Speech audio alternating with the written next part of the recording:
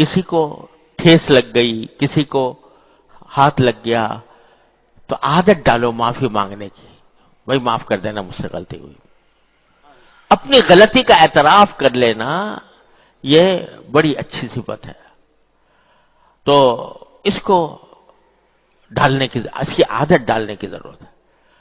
اور خاص طور پہ ان لوگوں کے ساتھ کہ جن کے ساتھ ہر وقت اٹھنا بیٹھنا ہے، چلنا پھرنا ہے، میل جول ہے، پتہ نہیں کس وقت ہم سے اس کی حق تلفی ہو گئی ہو. اس لیے ہمارے بزرگوں نے کتنا اچھا جملہ سکھایا تھا کہ جب دو مسلمان ایک دوسرے سے جدا ہو رہے ہوتے تھے، اچھا بھئی السلام علیکم، بھئی میرا کہا سنا معاف کر دینا، میرا کہا سنا معاف کر دینا. کیا مانا؟ کہ میرے منہ سے کوئی بات ایسی نکل گئی ہو کہ جو آپ کے لیے ناگوار ہو، تکلیف پہنچی ہو، اس کو معاف کر دیجئے. اسی طرح یعنی کہا سنا میں در حقیقت بہت ساری چیزیں آ جاتی ہیں. غیبت اس میں ہر طرح کی چیز، اور غیبت ایسی بلا ہے کہ آدمی بسا اوقات ارادہ نہیں ہوتا غیبت کرنے کا، لیکن اللہ بچائے مجلس میں بیٹھا ہے اور منہ سے نکل گیا کوئی جملہ، وہ غیبت ہو گیا. غیبت ہو گیا، زنا سے بدتر جرم ہو گیا، اشد من الزنا، منہ سے نکل گیا. تو اس لیے کہیں نہ کہیں جا کے آدمی پھنس جاتا ہے.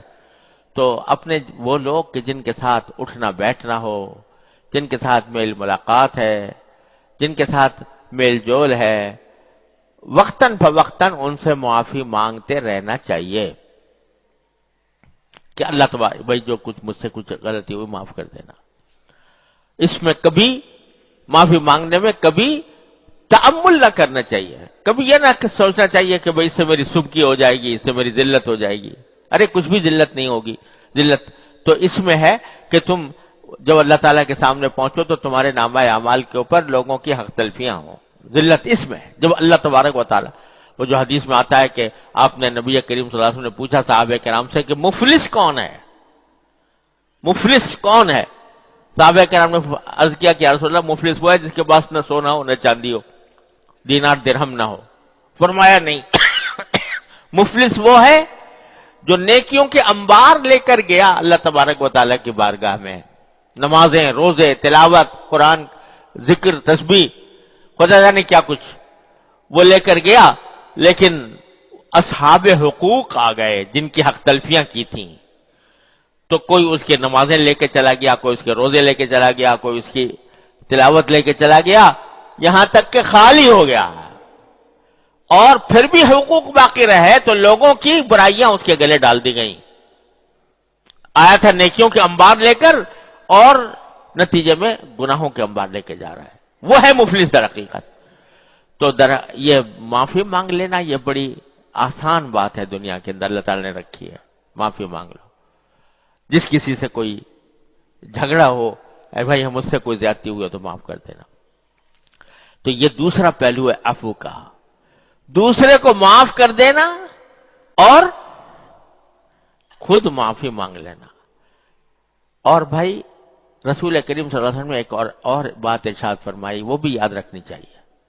اگر کوئی مسلمان سچے دل سے معافی مانگ رہا ہو تم سے، تمہاری اس نے کوئی حق تلفی کی اور سچے دل سے بعد میں اس کو ندامت ہو رہی ہے، پشیمانی ہے، ندامت اور پشیمانی کے ساتھ تم سے معافی مانگ رہا ہے کہ بھائی مجھے معاف کر دینا، میں نے وہ جو کام تمہارے ساتھ کیا تھا وہ مجھ سے غلطی ہوئی تھی، میں نے تمہاری حق تلفی کی، اللہ کے لیے مجھے معاف کر دو.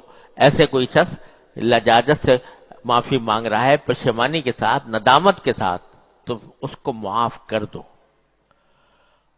اور بظاہر کتنا ہی سنگین اس نے معاملہ کیا ہو لیکن معاف کر دو.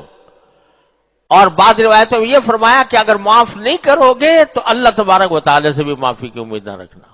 اللہ بچائے. اللہ تبارک و تعالی کے سامنے جب جاؤ گے تو اللہ تبارک و تعالی سے بھی کہیں اللہ تعالیٰ بھی تمہاری بہت سے گناہوں کو معاف نہیں کرے گا. تو اس لیے یہ وعید بھی بیان فرمائی کہ کوئی سچے دل سے معافی مانگ رہا ہو، ندامت کے ساتھ مانگ رہا ہو، تو اس کو معاف کر دو. نہ کرنے والے پر وعید بیان فرمائی. اس وعید کے الفاظ اب مجھے صحیح یاد نہیں رہے، لیکن حدیث صحیح کے اندر وہ وعید موجود ہے اس شخص کے لیے۔ تو اللہ تبارک و تعالیٰ اپنے رحمت سے ہمیں بچائے اس سے۔ دونوں پہلو معافی کے ہیں، معاف کر دینا، معافی مانگ لینا، یہ دونوں نبی کریم صلی اللہ علیہ وسلم کی عظیم سنتیں ہیں۔ اللہ تبارک و تعالیٰ اپنے فضل و کرم سے، اپنے رحمت سے ہم سب کو ان سنتوں پر عمل پیرا ہونے کی توفیق عطا فرمائے۔